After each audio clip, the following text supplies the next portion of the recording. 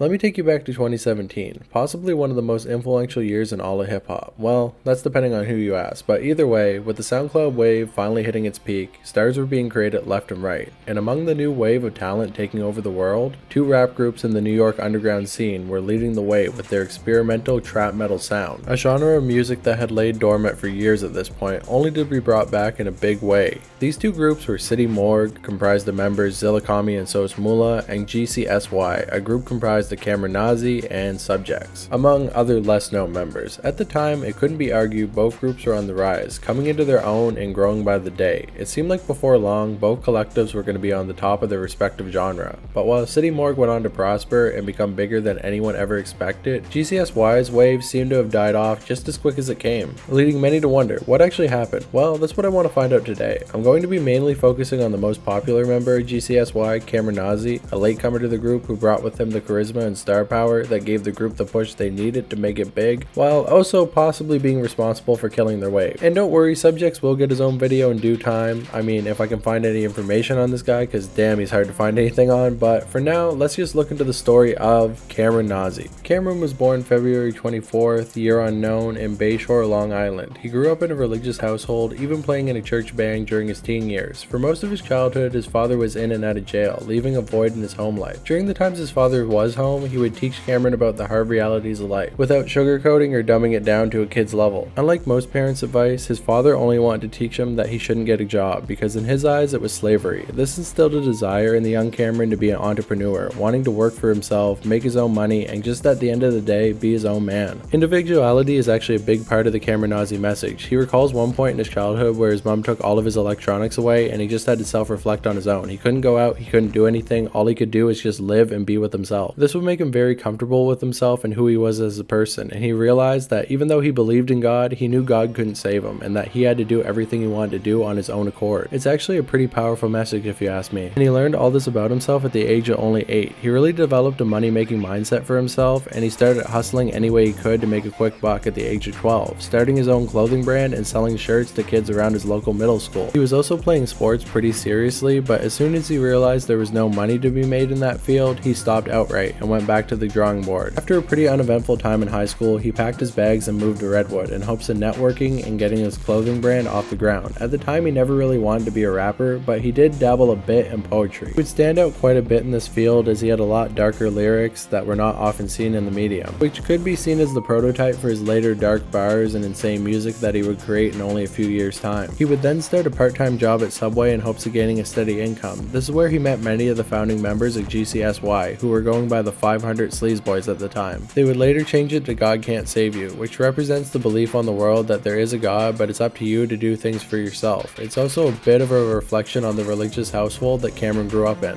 One of the members, known as Subjects, actually owned a studio at the time. Cameron would often hang out here in hopes of meeting rappers who would rep his clothing brand. After a while of being around so many rappers though, he decided he wanted to spit his own freestyle. The group really messed with what he did and immediately put him on a track, Systematic Psycho, which managed to do 10k streams in its first month. After seeing the success that he could possibly have in music, he decided to become a full-on member and quit his job so he could rap full-time. This was followed up by long nights in the studio, recording up to 12 hours a day, even sleeping on the floor some nights so he could get the most out of his hours there. All of this practice helped him evolve his sound and perfect his lyrics, slowly transforming into the Cameron Nazi we know of today. He created his name by combining his birth name with a Roman verb that stands for to know. At least that's what it says online, but let's be honest, he probably named himself that for shock value. Cameron continued working with Subjects, creating a track together called Lames, which did even better numbers than the first. They followed that up by creating two mixtapes called Murder Rate and Live Life Like Hell. One of the tracks off Murder Rate actually ended up blowing up in the underground, named Slit Your Wrist. It even got an elevator directed music video on the channel. One thing to note about Cameron is he has a really strange writing process where he'll lock himself away in his room for months at a time, meditating and writing lyrics. This leads him to detach himself from the other members of the group quite frequently, and surprisingly, that doesn't actually destroy the bond that they formed. If anything, it actually makes the bond even stronger, because Cameron sees Subjects as a true friend, somebody that he can not hang out with for months at a time, but still can completely be in tune with when he does get back in the studio with them. After Slit Your Wrist blew up, the crew got back to work making more music videos. One of these was actually recorded and edited by a little-known artist in the underground named Zillakami. They had formed a quick friendship with him, and eventually City Morgue and GCSY would be so intertwined it was hard to tell them apart. They began collaborating on tracks together throughout 2017, starting with Devil Horns girlfriends and gang shit. The bond between them grew to the point that Zilla was actually using Subject's studio full time. The groups even planned to film a whole series of vlogs together, but the idea was later scrapped for unknown reasons. It's possible that Cameron got the idea to vlog his life from another former collaborator named Shampoo Sloppy, who he had previously worked with on a song and music video for their track Samernazis. Unfortunately though, the relationship between Zilla and Cam ended up falling apart during the creation of their track Are You Ready Kids. The track was initially supposed to be part of the Live Life Like Hell tape, but Zilla was getting so closely connected with GCSY that he was starting to worry that people were actually starting to think he was a member, which of course he didn't want because he wanted to get his own group off the ground called City Morgue. When Are You Ready Kids initially dropped, Zilla's name appeared on the song with no specification that he was actually a feature. When Zilla saw this, he urged Subjects to change the title and specified that he was actually not part of GCSY, which of course he agreed to, even going above and beyond by giving Zilla the entire track to release on his own SoundCloud. Zilla would even change the cover art of the song from the Live Life Like Hell mixtape cover to a different cover art that was drawn by Dirty Butt. Remember that name by the way, because it will come up again in later videos. After Cameron became aware of this whole situation, he actually got quite upset at Zilla because he saw it as an act of disrespect to do what he did. This created quite a bit of friction between the members, and they would actually end up cancelling some upcoming tracks like the Yardine track that was supposed to feature all 4 members of both GCSY and City Morgue. Zilla Kami did end up appearing on a couple more GCSY tracks, but they didn't come without their own controversy, as the track Warpaint actually had a verse from Zilla that was rumored to not be approved by Zilla himself. It's kinda uncertain exactly what went down here because both members have stayed pretty quiet on the beef, but here's what Cameron did say about Zilla when he would talk about him on Instagram Live. Actually, I don't give a fuck.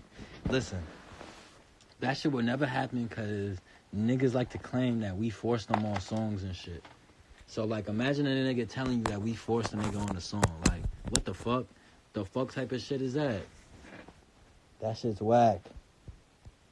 We don't do that. As time went on, City Morgue grew bigger and bigger, while GCSY remained more underground. This caused Cameron to become a bit jealous of the other group's success. This is when he would take to his Instagram Live to claim that he was going to bury the morgue and crash in the NASCAR, of course referring to NASCAR Aloe. These niggas labels, cause without them, they fucking suck. Let's see if they niggas could do it without a label. They can't, cause they fucking suck. Whole squad up in here. And it's facts. And it's dead facts. Cause if you gotta take a nigga off a song, if the song already blew up with the nigga on there, why the fuck you taking a nigga off? That's such an industry move. These niggas make industry moves cause they suck. These niggas ain't got no real fan base. These niggas ain't work for they shit. Fuck all these niggas. Fuck Josiah. Fuck all them niggas. They suck my dick. I'ma crash the fucking NASCAR and I'ma burn the morgue. Bitch.